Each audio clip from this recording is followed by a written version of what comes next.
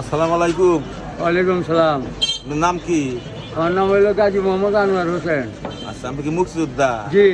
আচ্ছা, এই ব্যবসা কতদিন যাবত করেন দোকানদারি? তাও 8 বছর হইল।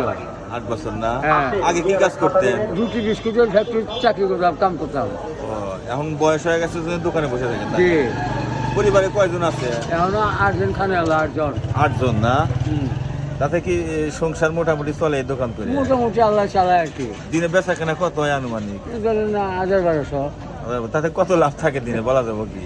বলে দেবো অনেক 2-250। 2-250 না? চাকরি বেঁচে আছে? হ্যাঁ পয়সা আছে। বেঁচে আছে না? হ্যাঁ।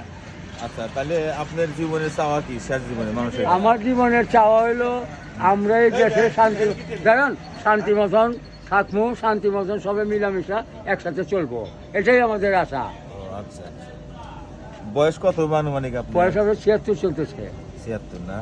আচ্ছা আচ্ছা, ধন্যবাদ। আসসালামু আলাইকুম। ওয়ালাইকুম সালাম।